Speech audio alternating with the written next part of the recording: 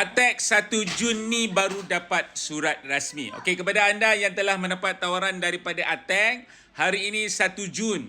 Boleh dikatakan semua pelajar yang telah berjaya klik setuju terima di UP_TVET bahagian perdana tempoh hari. Hari ini official anda akan dapat email daripada pihak Attack untuk anda teruskan mendapatkan surat tawaran rasmi daripada pihak Attack.